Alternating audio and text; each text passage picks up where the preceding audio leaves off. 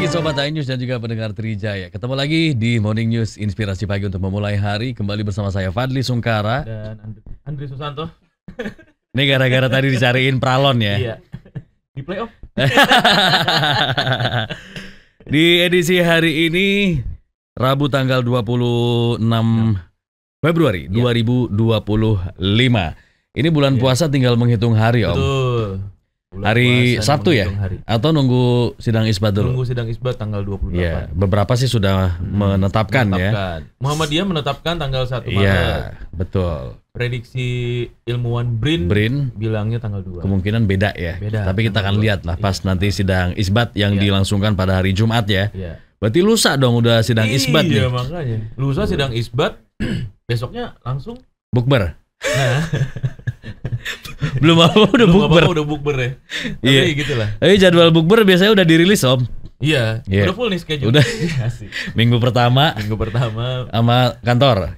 Oh, sama keluarga. Minggu pertama sama keluarga. Yeah. Minggu kedua kantor. Sama kantor. Minggu 3 SMA. Teman kuliah. Udah full sampai halal bihalal tuh kayaknya. SD. Iya. Yeah.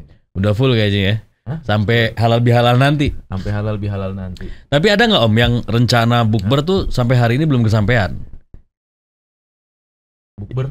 Iya, yang misalnya di grup nih. Dari yang sering, iya. Itu sering tuh. Wacana doang kan? Wacana doang. Iya, bener. Dari yang semangat di list ternyata orangnya cuma 8 orang.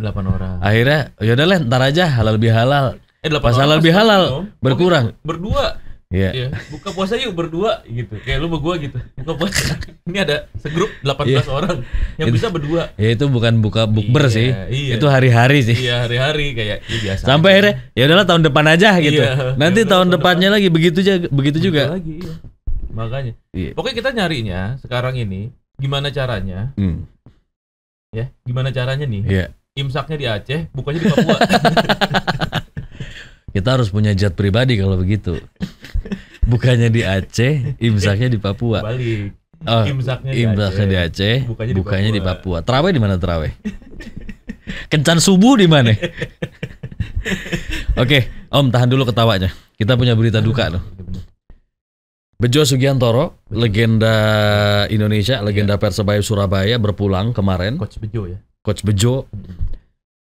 Pemain yang dikenal sebagai palang pintu tangguh. Betul. Pada masanya, iya.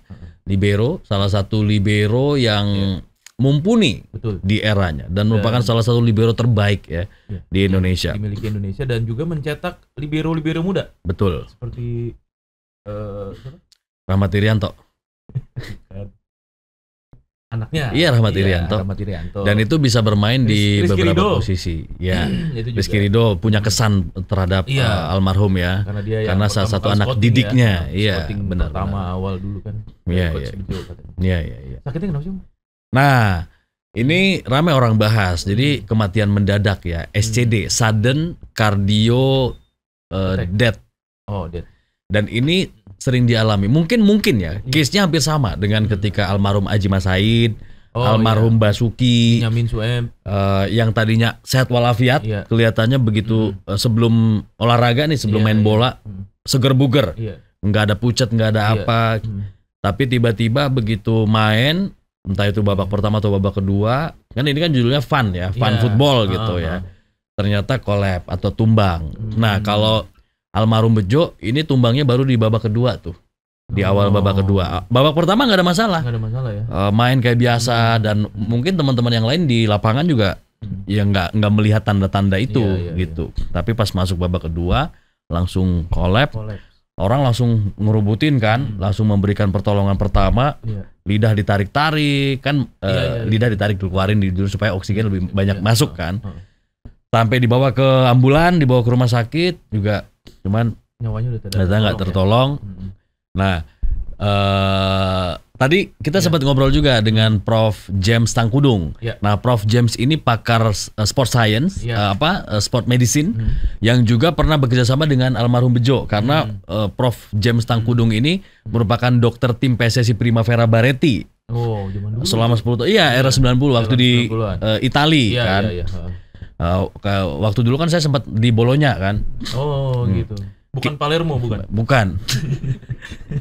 Bari. Bari. Seri B semua. Iya, Salernitana. Iya. Ya dulu kan pemain-pemain Indonesia banyak yang di sana ya. Betul. Kayak Kurniawan, terus Kurnia Sandi. Betul, di Sampdoria tuh. Iya, di Sampdoria. Dan beberapa klub di Swiss ya. Karena memang pada itu ada program Primavera. Jadi kita Maradona juga pernah di Sampdoria. Iya. Iya kan. Maradona tuh Napoli. Napoli. Bukan Sampdoria ya? Udah pindah ya. Oh. Iya. Mungkin sempat ikut tarkaman aja mungkin ya. Waktu itu Kambing Cup kalau nggak salah. Pizza Cup. Karena di Italia ya. Karena di Italia ya. Iya. Nah, si Prof James Tangkudung ini bercerita bahwa kita manusia nih punya alarm tubuh, apalagi di usia tertentu. Nah, untuk orang yang olahraga itu patokannya gini, 220 dikurangi usia itu batas maksimum heart rate kita dalam berolahraga. Nah, mungkin yang terjadi adalah ketika kita sudah berumur tertentu memaksakan, forsir. Jadi heart rate-nya tuh udah over. Jadi overtraining. Sehingga yang sehat sekalipun di umur tertentu karena asam laktatnya naik, itu bisa seketika kolap di lapangan. Dan olahraga apapun ya, karena di bulu tangkis juga sempat kejadian tuh. Pebulu tangkis dari China tuh. Masih muda kan itu. Iya, makanya jadi nggak ada patokan umur dan nggak ada patokan yang bersangkutan punya penyakit apa. Nggak harus gitu. Jadi bisa overtraining, bisa heart rate-nya tuh udah over. Dan itu bisa dialami. Kita selalu jaga ya heart rate ya. Iya. Pakai indikator apa nih? Kalau pakai smartwatch mungkin ada yang ngingetin kan. Iya. Getar tuh dia. Getar. Di heart rate di angka tertentu ya. Angka tertentu. Di yang kita, BPM tertentu ya. Kita ini ya, kita atur ya. Umur berapa gitu ya kan dia akan deteksi. Benar. Atau misalnya kalau yang orangnya ini ngejaga banget dia pasti ngelongok terus tuh. Heart rate berapa nih? Oh, naik dari 90, 100, 120 gitu-gitu kan. Sampai 140. Atau mungkin kalau kita udah ngos-ngosan parah, nah itu tanda sebenarnya. Jadi pas olahraga juga jangan ngeledekin kalau misalnya ada teman kita nih yang ngos-ngosan parah, jangan diledekin, jangan di ini. Itu memang kemampuan dia segitu. Kalau misalnya dicengin terus dianya wah nggak terima gitu kan, gengsi, dipacu bisa kejadian. Jadi kalau udah ngos-ngosan parah, entah itu lagi main bola, bulu tangkis atau jogging sekalipun, udah istirahat aja. Kita netralisir lagi. Melipir. Cari pecel lele. Cari nasi uduk, jengkol. Dan itu yang sering terjadi kan? Car Free Day gitu. Itu juga nggak boleh om. Lagi ngos-ngosan makan pecel juga langsung boleh, ya? Iya. Langsung ya. Iya. Itu jadi ada waiting period ya. Ada waiting periodnya. Jadi seketika nih kita lagi lari baru duku atas sampai patung Jenderal Sudirman. Betul. Baru berapa meter tuh? Deket banget ya lah, itu ya. Ada tukang nasi uduk katanya. Iya, melipir gitu. Baru start tuh ya. Iya.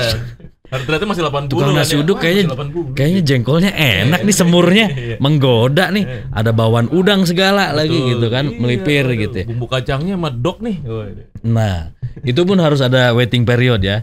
Jangan lagi ngos-ngosan langsung habuk tuh ya. Itu dia. Gimana coba tuh? Nggak ketelan juga tuh. Jengkolnya angkut. Lagi ngos-ngosan makan. Iya, jadi ditunggu dulu ya. Nah, itu yang kemungkinan besar menjadi faktor penyebab. Selain mungkin ada faktor-faktor lain. Misal kurang tidur. Nah, kurang tidur juga bisa tuh menambah cepat asam laktat meningkat. Oh gitu. Dan sama heart rate ketika kita kurang tidur juga bisa di atas tuh Om, ya kan? Iya benar. Pasti kan. Kalau normal kan misalnya berapa? Om Andri berapa?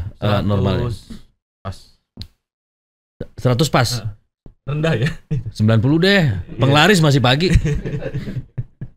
Buka warung nih. Net. Iya, net 100 pas ya. 100. Tapi ketika misalnya Om Andri lagi hari ini kurang tidur, itu bisa jadi 110 atau 120 pada saat kondisi normal. Benar. Apalagi kalau misalnya tiba-tiba dipacu. Lari. Gitu kan. Ngejar dunia gitu kan. Dipacu. Nih, ada kemarin gue ada postingan Dia kirim loh DM ke gue. Gue kirim Kak. Om dicariin nih Om sama emaknya. Nih, kacau. Ini kita dengerin ya. Yeah.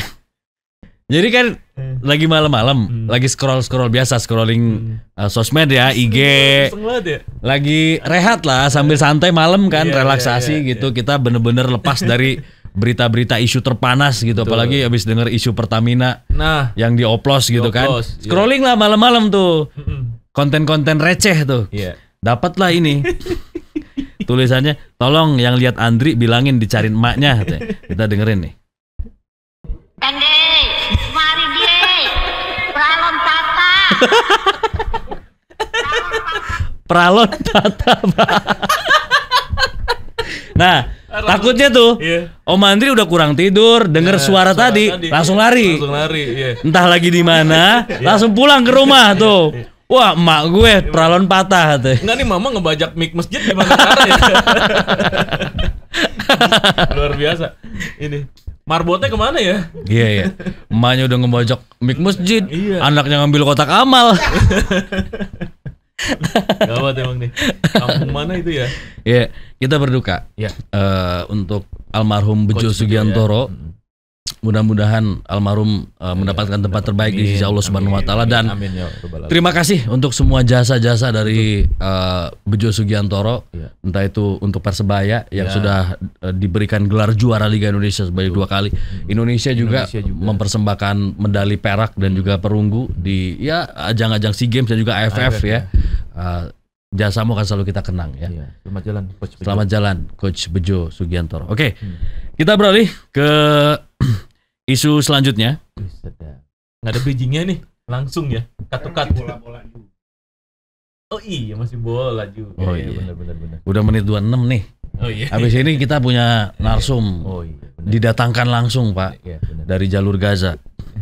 Maksudnya yang biasa mengamati soal Gaza. Betul. Gitu. Nanti kita akan bahas juga tuh. Ada robot ya. Ini bukan jalur Gaza ya, yang dibahas robot. Iya. Tapi mengikuti ini ajang di luar negeri. Di luar negeri, betul. Internasional. Ini soal technical advisor timnas atau penasehat teknis di timnas Indonesia yang sudah ditunjuk oleh PSSI, yaitu Jordi Cruyff. Dan ini adalah salah satu nama besar ya. Cruyff apa Cruyff Bang? Cruyff. Roberto Carlos. Cruyff. Oke. Cruyff gitu doang dia. Nah, ini kita udah lihat di belakang nih. Manchester City Jordi Cruyff. Penasihat teknik Timnas Indonesia. Resmi ditunjuk PSSI sebagai penasihat teknik Timnas Indonesia. PSSI mengatakan Cruyff saat ini sudah mulai berdiskusi dengan pelatih Timnas Indonesia Patrick Kluivert, dan Jordi Cruyff merupakan pria kelahiran Amsterdam, Belanda pada 9 Februari 1974. Nah, ini anaknya Johan Cruyff kan? Ya, berkarir juga sebagai direktur olahraga di AEK Larnaca, Maccabi Tel Aviv dan juga Barcelona. Jadi memang pengalamannya sebagai direktur teknik ya, atau direktur olahraga, sporting director di Barcelona. Tapi yang unik, beliau ini, si Jordi ini, memberikan masukan untuk direktur teknik timnas nanti siapa gitu. Iya, direktur tekniknya. Jadi ada gimana sih? Bapak jabatannya apa? Penasehat kan? Nasehatin. Oh, gitu. Jadi akan mereview semua pelatih di timnas. Pelatih senior, pelatih U23, pelatih U21, 20, 19, 17, U16. Itu akan direview sama Mr. Jordi. Direview karena beliau memang juga sangat track recordnya cukup bagus dalam mereview pelatih-pelatih dan memberikan advice untuk pelatih-pelatih termasuk juga direktur teknik. Iya, maksudnya kemarin kan baca tuh, ya kan? Tugasnya yang utama ini sekarang adalah mencari direktur teknik untuk timnas. Iya. Nah, nanti juga akan, karena direktur teknik juga tugasnya kan kayak talent scouting ya, melobi, meng-hire gitu. Nanti juga Mr. Jordi ini akan dilibatkan dalam pembinaan. gitu. Potensi sepak bola, termasuk pelatihnya. Mungkin termasuk talent scouting tadi. Nah, Mr. Jordi sendiri sudah bilang bahwa Indonesia ini punya talenta, punya potensi, katanya gitu. Pemain-pemain itu punya potensi, punya modal. Jadi cuma tinggal dipoles saja gitu. Nah, sempat juga mengemuka pertanyaan. Jadi kita nih filosofinya mau filosofi apa yang dibawa? Karena Mr. Jordi ini kan lama di Spanyol, filosofi Barcelona itu sudah konsisten, sudah stabil, dan termasuk di dalamnya ada peran dari Mr. Jordi juga gitu. Jadi ini yang nanti mau dikembangkan filosofi Belanda apa filosofi Spanyolnya. Tapi itu nomor sekian lah katanya gitu kalau kata Pak Eto. Tapi memang yang penting kita sepak bola menyerang, itu satu. Yang kedua adalah yang penting pengalaman yang dimiliki, pengalaman panjang dimiliki oleh Mr. Jordi ini sebagai direktur teknik, sporting director, dan juga technical advisor, itu yang kita butuhkan untuk memoles para pelatih, mereview, mengevaluasi, sekaligus juga talent scouting supaya lebih kuat lagi nih. Gitu. Mungkin nanti giliran lobby-lobbynya ya ada Patrick Kluivert juga di sana sebagai manajer tim, mantan pemain yang juga punya nama besar gitu kan. Dan mereka sudah kenal ya sebelumnya ya. Udah makanya nanti bulan Maret datang ke sini bareng sama Patrick. Pas nanti persiapan untuk menghadapi ini kan Ramadan kualifikasi.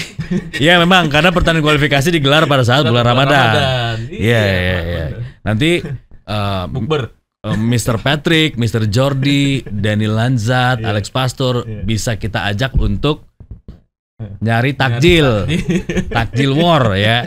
Oke, kita pantau dulu situasi lalu lintas di pagi hari ini bersama dengan petugas NTMC Polri, dan kita sudah bersama dengan Brigadir Treslinda yang berada di kantor NTMC di kawasan MT Haryono, Jakarta Timur. Selamat pagi Brigadir Treslinda. Halo, selamat pagi Fadli dan Andre di studio. Oke, silakan disampaikan seperti apa pantauan lalu lintas yang bisa disampaikan di pagi hari ini. Ya baik, pemirsa iNews, dalam menemani aktivitas pagi Anda, kami akan mengajak Anda untuk melihat bagaimana kondisi arus lalu lintas terkini melalui pantauan CCTV Korlantas Polri. Kita awali dari kawasan Pospol Pondok Gede Timur, Bekasi. Arus lalu lintas dari arah Cikampek yang akan mengarah ke Jakarta saat ini dalam keadaan ramai lancar, dan dari arah sebaliknya Jakarta yang akan mengarah ke Cikampek juga masih dalam keadaan ramai lancar. Kita tinggalkan Pospol Pondok Gede, selanjutnya kita beralih ke JPO Jam Sostek, Jakarta Selatan. Pada pagi hari ini arus lalu lintas dari Pancoran yang akan mengarah ke Semanggi terlihat di sana mengalami peningkatan, namun lalu lintas tetap lancar. Di arah sebaliknya Semanggi yang akan mengarah ke Pancoran masih dalam keadaan relatif lancar, di mana kecepatan kendaraan dapat dipacu dengan kecepatan rata-rata berkisar 60 sampai 80 km per jam. Dan pemirsa, selanjutnya kita pantau dari Pospol Induk Brebes, Jawa Tengah.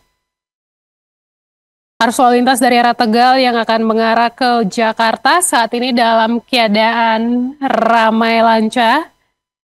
Dan pemirsa, selanjutnya kita lihat ke CCTV yang terakhir dari tanjakan Pasar Lawang, Malang, Jawa Timur. Arus lalu lintas dari arah Surabaya yang akan mengarah ke Malang saat ini dalam keadaan ramai lancar. Namun kami harapkan Anda untuk selalu berhati-hati, kawasan ini ramai akan aktivitas masyarakat di mana terdapat pasar, sehingga memang aktivitas masyarakat di kawasan ini akan terus ada. Untuk itu bagi para pengguna jalan tentunya Anda menjaga batas kecepatan kendaraan dan juga jaga jarak aman kendaraan. Dan kami juga menginformasikan data RSMS Korlantas Polri selama 1x24 jam terjadi 219 kasus lantas dengan rincian 19 orang meninggal dunia, 31 luka berat, dan 275 luka ringan. Dari 219 kasus laka lantas tersebut, 36,4% terjadi karena kecerobohan pengemudi. Dan juga kami menginformasikan dalam rangka mengurai kepadatan yang terjadi di ibu kota DKI Jakarta, Dirlantas Polda Metro Jaya saat ini menerapkan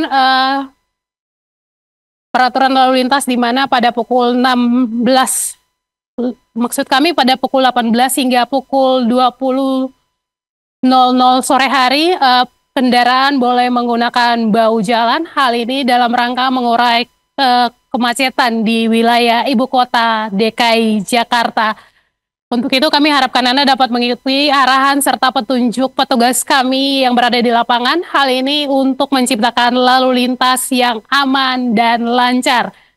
Bagi Anda yang akan mengupdate informasi seputar arus lalu lintas terkini, kami siap melayani Anda di 1500669 ataupun melalui SMS center kami di 9119. Demikian Brigadir Treslinda melaporkan langsung dari studio NTMC. Kembali ke rekan saya Padli dan juga Andri. Baik, terima kasih Brigadir Treslinda. Pantauan lalu lintas pagi ini, selamat pagi, selamat bertugas kembali. Oke, katanya ada virus baru Om ya? Iya nih. Virus apa sih? Virus baru dari Wuhan katanya juga. Dari Wuhan lagi? Dulu rumornya dari Wuhan. Iya. Sekarang dari Wuhan. Virus apa lagi tuh? Oh ini nih ya. Para ilmuwan dari Institut Virologi Wuhan, China belum lama ini menemukan virus corona terbaru yang dibawa oleh kelelawar. Virus ini diberi nama HKU5 CoV2. Hasil penelitian yang dipublikasikan di jurnal Cell mengungkap virus tersebut suatu saat bisa menyebar ke manusia seperti COVID-19. Seperti diketahui, COVID-19 memicu darurat kesehatan global dan pandemi. Namun menurut peneliti, HKU5 CoV2 tidak memasuki sel manusia semudah SARS-CoV-2, virus yang menyebabkan COVID-19. Hanya saja, hasil penelitian juga mengungkap virus kelelawar menggunakan protein permukaan sel yang sama, ACE2 seperti SARS-CoV-2 untuk membantu memasuki sel manusia. Dalam percobaan laboratorium, HKU5 CoV2 menginfeksi sel manusia dengan kadar ACE2 tinggi dalam tabung reaksi serta dalam model usus dan saluran pernapasan manusia. Iya. Nggak bisa habis ya, ada aja makanya. Itu kayaknya apa ya, terus berevolusi ya kalau virus ya. Bermutasi ya. Bermutasi, iya. Jadi dia tadinya ditugasin di Bekasi pindah ke Manggarai Timur misalnya. HKU5. Nggak mungkin nanti akan ada. Pasti akan ada nama ininya. Nama umumnya ya. Ini kan kayak semacam nama ilmiahnya ya. Iya. Pasti kan dikasih julukan ya. Iya. Kayak COVID dijuluki Corona gitu. Iya. Itu ada artinya loh, Corolla itu. Iya. Dari bahasa Spanyol. Apa tuh artinya? Grit kayaknya. Sungguh tidak menginspirasi. Grit Corolla. Tapi emang bener ada artinya itu dari bahasa Spanyol. Kayak sebenarnya Avanza apa itu dari bahasa Spanyol semua itu. Oh gitu. Iya. Terus Veloz misalnya itu dari bahasa Spanyol. Artinya itu kecepatan. Produsennya produsen Jepang ya? Iya, lebih ini kali, lebih filosofis gitu. Ya. Bahasa Latin kali. Ya, orang kan biasanya pakai bahasa Latin, pakai bahasa apa Ibrani gitu-gitu. Romawi. Iya, bahasa Romawi. Biasanya biar lebih ini. Biar udah mulai ngarang. Biar lebih catchy gitu. Bener. Kadang-kadang. Penasaran. Oh, daun mahkota. Daun tuh, mahkota. Artinya. Corolla itu artinya daun mahkota dari bahasa Spanyol. Oh iya benar. Iya. No recomiendan papaninos de menos meses debidos componentes precuenos. Oh iya. Artinya Fernando Jose ada di bawah ini translate-nya. Kita break dulu, tetap bersama kami di Morning News.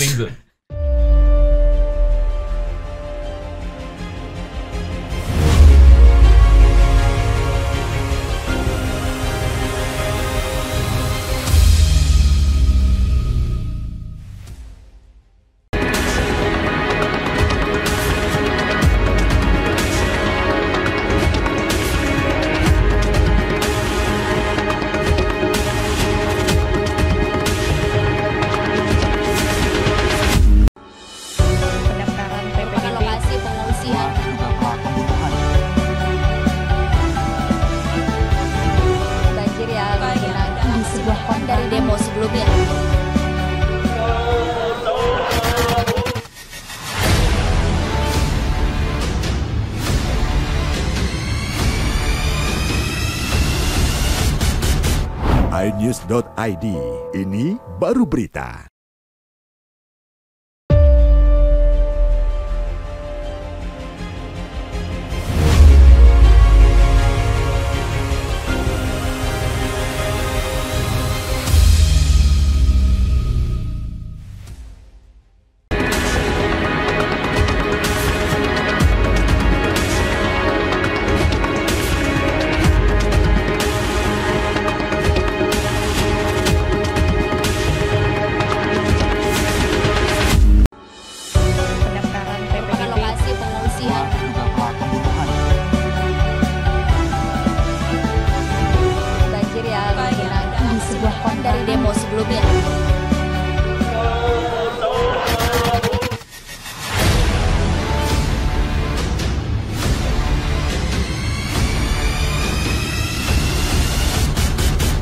iNews.id, ini baru berita.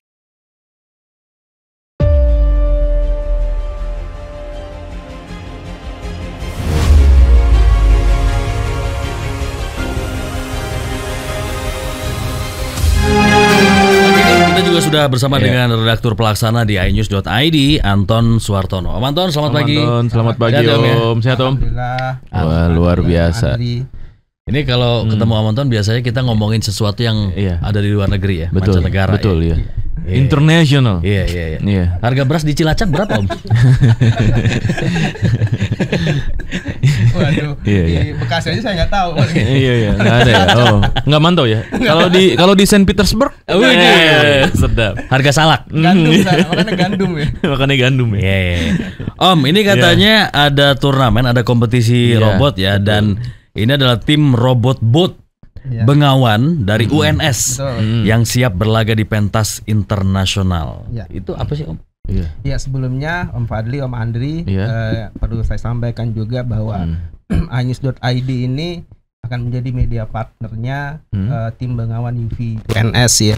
Ini komitmen kita untuk mendukung anak-anak muda.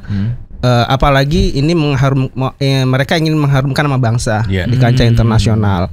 Nah, kompetisi yang akan diikuti ini adalah International Robobot Competition IRC 2025. Nanti mereka habis ini langsung ke Jakarta, langsung berangkat nih. Hari Jumat ya, hari Sabtu mereka langsung berangkat. Mereka menyempatkan untuk muncul dulu di studio kita. Nanti kita bisa gali lebih dalam Om Fadli, Om Andri. Iya. Om, ini mau nanya deh Om, ini Robobot ini apa sih sebenarnya? Saya baca artikelnya berkali-kali, saya bingung tuh. Ya ini sederhana aja. Sederhana aja. Sederhanakan Om. Iya, berarti ini bukan Payakumbuh ya, atau pagi sore ya, ini sederhana kan? Oh iya, benar aja. Jadi ini semacam kompetisi robot kapal ya, kapal laut. Kan ini UV sebenarnya. Ini sebenarnya semacam unit kegiatan mahasiswa. UV itu apa? UV itu kena matahari ya. Ultraviolet. Itu semacam kendaraan drone lah ya, kendaraan udara, bisa di laut juga bisa. Drone lah, sederhana. Utilities vehicle. Oke. Gitu. Jadi ini yang diikuti di Florida ini adalah kapal ya di laut ya. Nanti mungkin tim dari Bengawan akan menjelaskan. Sudah bergabung bersama kita juga sepertinya. Oh, sudah ada ya? Sudah ada ya. Dari Solo ya, dari Solo. Udah ada. Tapi ini kapal ini memang kemampuannya dia apa? Karena kok bisa dibilang robotik Om? Iya. Jadi berbeda dengan drone yang mungkin masih di remote dari jauh. Kalau ini benar-benar bergerak sendiri ya. Harus kalau nggak salah melakukan 6 misi ya. Ada rintangan-rintangan yang harus dilewati, kemudian mengantar barang juga dari awal sampai tujuannya gitu. Oh, berarti dia menggunakan koordinat tertentu. Sensor ya mungkin yang paling penting ya. Jadi untuk sampai ke tujuannya itu dia akan menemukan jalurnya lah. Betul.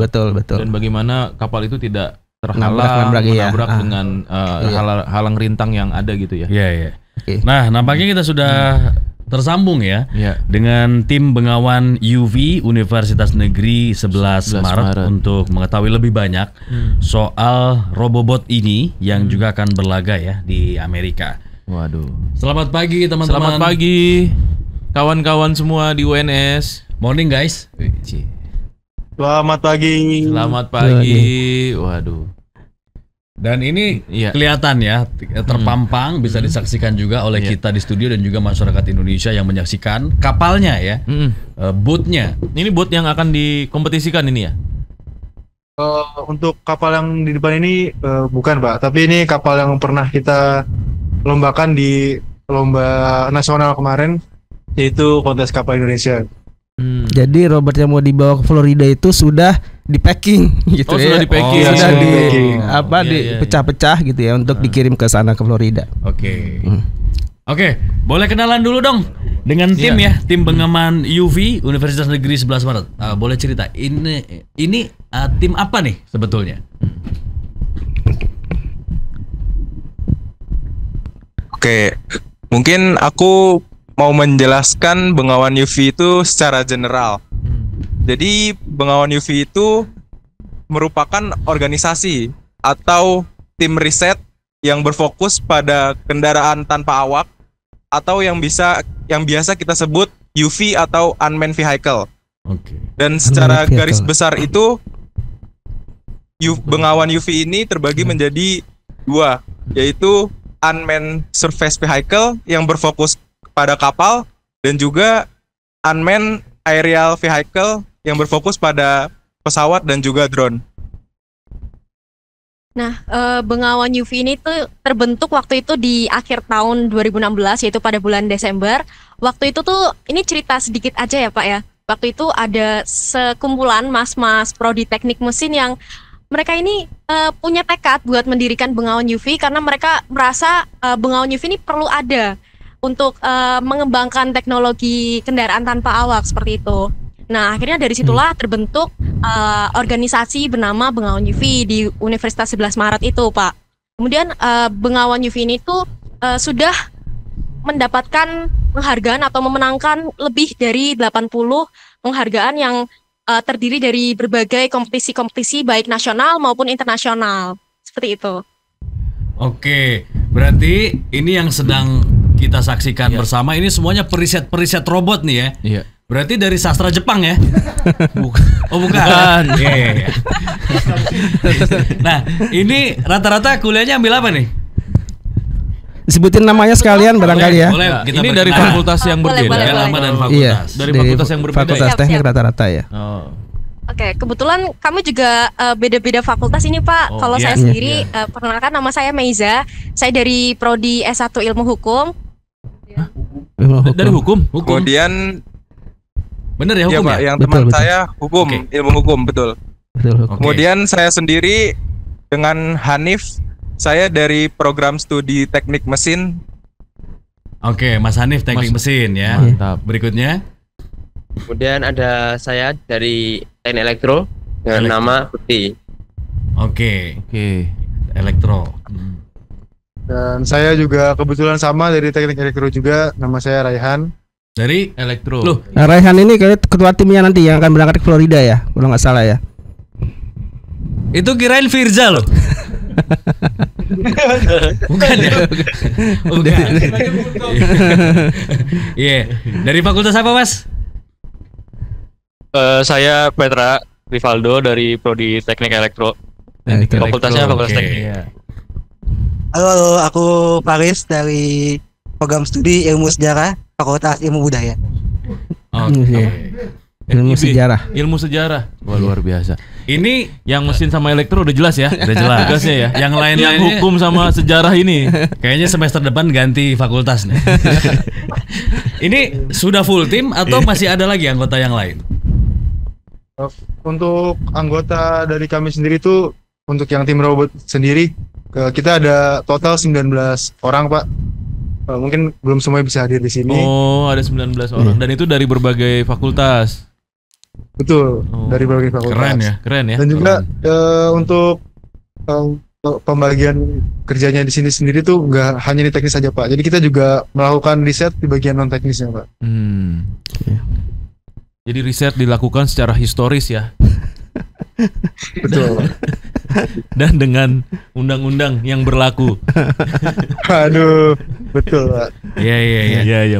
Sulit nggak sih ngeriset bikin robot bot atau dari riset-riset yang teman-teman lakukan? Mungkin untuk bagian teknisnya, untuk risetnya itu bisa dibilang sulit Pak, karena kita mulainya aja itu dari bulan September sampai kemarin hasil terakhir testingnya itu Februari. Dan mungkin kesulitan utamanya kita harus mencari tahu kekurangan riset kita sebelumnya, terus harus kita kembangin di tahun berikutnya gitu Pak. Mungkin kesulitannya di situ untuk di bagian teknisnya. Oke. Artinya dari proses ini sampai akhirnya terciptalah robot bot yang di create oleh teman-teman para periset ini sampai akhirnya mengikuti event di Amerika. Nah, boleh cerita tuh apa itu event International Robobot Competition atau IRC, kontes yang diikuti tim pengawan UV UNS di Florida. Challenge-nya apa aja ya di kompetisi itu ya? Yang kita masih bingung nih sebenarnya nih, awam mungkin ya. Untuk tugas dari kapal yang kita buat ini, itu nanti ada menyelesaikan 6 misi di International Robot Competition. Itu misi pertamanya ada navigation channel. Jadi kapalnya harus melewati 2 pasang tiang. Kemudian ada mapping follow the path. Follow the path itu kita kayak mengikuti jalur yang sudah disediakan dari pihak penyelenggaranya. Kemudian ada docking. Docking ini seperti kasarannya seperti parkir gitu Pak. Jadi kapalnya nanti masuk ke area kosong. Kemudian untuk berikutnya ada speed challenge, ini seperti menyelesaikan misi dalam waktu tertentu. Jadi semakin cepat menyelesaikannya semakin banyak poin yang didapatkan. Kemudian ada objek dan water delivery. Ini kita harus mengirimkan air ke kapal berwarna oranye atau mengirimkan bola ke kapal berwarna hitam. Kemudian return to home atau kita kembali lagi ke awal dari kapal kita melakukan misi gitu Pak. Oh, itu misinya.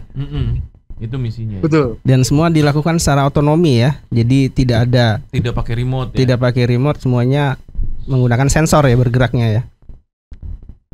Betul Pak. Untuk geraknya sendiri itu kita menggunakan sensor.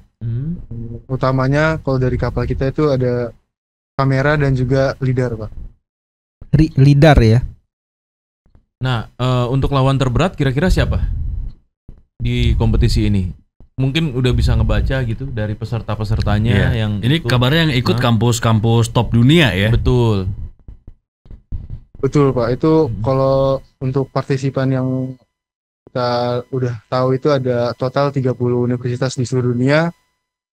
Dan lawan terberat yang sudah kita coba analisis itu pertama ada University of Michigan, karena di tahun sebelumnya dia mendapat juara juga Pak di Autonomous Challenge. Dan yang kedua itu ada MIT, Massachusetts Institute of Technology. Iya. Berat semua itu kalau udah begitu. Iya. Nah, gimana peluang UNS menang? Menang ya. Untuk dari kami sendiri, karena kami sudah melakukan riset ini mulai dari September dan sudah melakukan testing di Januari kemarin, itu kita sudah melakukan simulasi dulu untuk melaksanakan lomba Autonomous Challenge itu. Jadi berdasarkan hasil yang sudah kami coba di danau UNS, itu kami mampu bersaing bersama kampus-kampus lainnya Pak. Nanti pertandingannya itu akan di laut lepas atau di sungai atau di danau kalau di sananya? Oh ya, kalau untuk di Florida lombanya sendiri itu nanti di seperti danau gitu Pak, di Nathan Benjamin Park, Sarasota, Florida. Di Sarasota tuh di danau ya berarti ya nanti ya. Betul. Nah, sebelum masuk ke ajang yang benerannya pasti kan udah trial dulu segala macam. Nah, itu gimana selama trial, selama uji coba dan sudah dites di mana aja hasil risetnya, inovasinya, kapalnya ini? Testing sendiri kita udah buat seperti jadwal latihan gitu Pak tiap hari, dan uji cobanya itu kita lakukan di Danau UNS. Jadi kita bikin lintasan yang mirip atau bahkan sama persis dengan yang ada di sana, tapi dengan ukuran yang lebih kecil. Dengan hasilnya itu kita udah berhasil menyelesaikan semua misinya Pak. Berarti udah siap tempur ya? Siap tempur ya. Robobot yang dimiliki oleh Bengawan UV UNS ini. Ada videonya nggak mungkin kalau ada. Nah, boleh diputerin ya. Ini waktu ngetes nih, uji coba atau trial. Bisa dijelaskan nggak? Ini di gambar kelihatan ya. Ini ketika uji coba ya? Iya betul Pak. Ini ketika kita uji coba di Danau UNS Pak. Oke. Dan ini nanti bentuk kapalnya sama dengan yang di depan tadi ya? Dibuat atau beda lagi mungkin? Untuk bentuk kapal yang kami tampilkan di sini tuh beda Pak. Tapi untuk yang digambar itu yang akan kita lombakan di Amerika nanti. Oke. Iya. Keren. Ini kita penasaran nih ya. Ini biaya untuk membuat robot ini berapa ya? Tim Bengawan ya. Untuk biaya sendiri itu kita dengan jumlah komponen-komponen cadangan juga untuk dibawa ke sana itu kurang lebih kita menghabiskan sekitar 20 hingga 30 jutaan Pak untuk kapal tersebut. 20 sampai 30 juta. Sensor yang kita gunakan. Itu anggaran dari kampus atau gimana? Untuk anggaran sendiri itu ada yang dari kampus dan juga kita sudah mendapatkan sponsor gitu Pak. Oh, dapat sponsor. Oke. Iya. Ini luar biasa nih. Luar biasa ya. Nah, ini untuk kapal yang sedang kita lihat ya di gambar, berapa lama nge-build sampai jadi? Untuk membuatnya sendiri itu kita ada 3 tahapan utama, yaitu ada perencanaan, desain dan perakitan. Untuk prosesnya sendiri itu kita mulai sejak perencanaannya sendiri di September dan perakitannya itu di bulan November akhir. Mungkin untuk prosesnya kurang lebih sekitar 3 bulan sampai kapal kita udah siap untuk ditesting. Iya. Oke. Bahan, part, komponen segala macam dapatnya dari mana? Kalau untuk komponen sendiri itu kita sudah ada toko-tokonya yang ada di online shop itu Pak. Dan untuk sistem penggeraknya sendiri kebetulan kita mendapatkan hadiah dari International Robot Competition di tahun 2023 Pak. Oke, artinya dari dalam negeri ya komponen-komponen semuanya? Mix sih Pak, ada yang dari dalam, ada yang dari luar. Oh gitu. Iya. Oke, ini keren banget sih. Nah, ngomong-ngomong, selama ini mungkin udah pernah juga ya ikut kejuaraan lainnya, atau mungkin prestasi apa aja yang selama ini udah pernah diraih oleh tim Bengawan UV UNS di IRC? Kabarnya mereka sejak ikut tahun 2021 belum pernah pulang dengan tangan kosong. Gitu ya. Jadi sejak ikut pertama kali 2021 selalu ada gelar ya, walaupun enggak. Luar biasa. Coba bisa dijelaskan barangkali. Coba. Mungkin di 2021 sendiri itu kita pertama kali mengikuti secara online tapi Pak, karena untuk lomba ini kita bisa mendapat kesempatan untuk online sebanyak 1 kali. Dan di 2021 itu kita mendapatkan juara 2 skill video yang full design dan juara 2 skill video sensor optimization. Dan di 2022 overall design documentation dan Blue Robotic Awards, yang itu kita mendapatkan sistem penggerak atau azimuth atau propulsion. Iya. Di 2023 kemarin kita pertama kali untuk lomba di sana, itu kita mendapatkan Blue Award lagi. Reference Award. Dan kemarin 2024 kita mendapatkan peringkat 6 di Autonomy Challenge di seluruh dunia dan peringkat ketiga di Overall Design Documentation. Wow.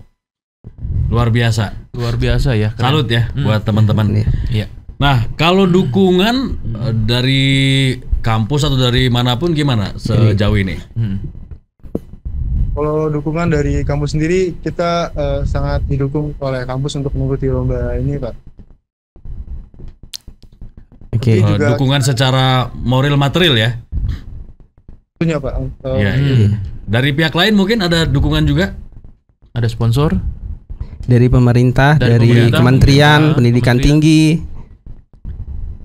Mungkin untuk dari sponsor-sponsor kita juga ada beberapa yang bisa mendukung kita untuk berangkat ke sana. Salah satunya Anyus.id tentunya ya.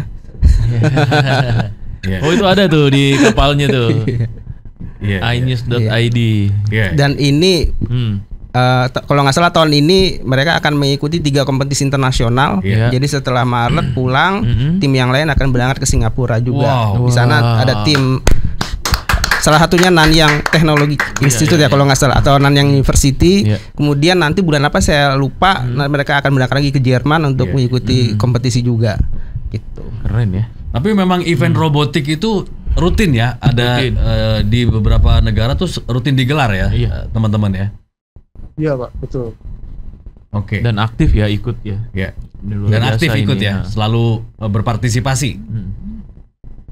Ya kami selalu berpartisipasi untuk lomba. Mungkin pertanyaan terakhir kali ya Om ya. Ini kedepannya nanti apakah hanya di boat aja atau mungkin nanti bisa main ke drone gitu, atau tadi apa satu lagi? Dia selain boat, drone, pesawat. Iya. Pesawat ya. Nanti yang di Singapura pesawat. Yang di Singapura pesawat. Betul. Mungkin kalau untuk dari tim Robobot sendiri, kita hanya fokus di kapal, tapi dari bangunan itu kita ada 2 di kapal dan di udara. Iya. Oke. Ini kalau ini pertanyaan terakhir banget nih ya. Kuliah gimana kuliah? Teman-teman ini sibuk riset, tapi kuliah aman. Alhamdulillah sejauh ini aman. Aman, kuliah aman. Dapat ini nggak sih semacam privilege atau penghargaan dari kampus, dispensasi dan lain sebagainya? Mungkin kalau untuk privilege itu hanya saat lombanya aja sih Pak, untuk kita dapat dispensasi. Kalau untuk riset, kita juga harus sebagai mahasiswa kita juga harus pintar membagi waktu lah untuk riset dan belajar. Oke, baik. Oke, kalau begitu sukses terus ya. Sukses terus untuk teman-teman Bengawan UV UNS, terutama untuk ajang-ajang yang sedang diikuti. Mudah-mudahan pulang membawa gelar dan kebanggaan, memborong semua untuk Indonesia. Sukses, maju terus, kita dukung semuanya. Semua pihak ini wajib dukung nih. Ini anak bangsa yang luar biasa, yang berinovasi, punya kerja nyata dan membanggakan. Ini semua pihak harus terjun, harus dukung di sini.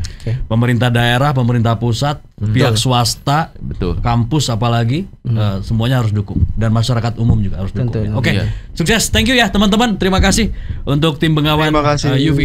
Terima kasih. Baik. Terima kasih Bang. Jadi ternyata memang kita nggak pernah kehabisan talenta-talenta yang cerdas, yang visioner, muda yang dan canggih, berbakat, yang modern.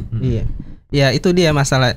Ini yang makanya kita coba sekarang ya ID, kita bawa mereka ke sini biar orang-orang tahu. Kalau ada anak-anak muda berbakat, punya talenta, punya kemampuan, dan tidak kalah. Bahkan pernah peringkat 6 di dunia. Gitu. Dan waktu mendapatkan peringkat 6 itu MIT di bawah. Gitu. MIT di bawah. Dia MIT di bawahnya. Di bawah UNS. Betul. Luar biasa. Keren loh. Ini juara. membanggakan Ini banget. membanggakan banget ya. Betul. Benar. Karena dulu saya minim support, Pak. Dulu serius. Benar. Kapal yang pakai sabun colek.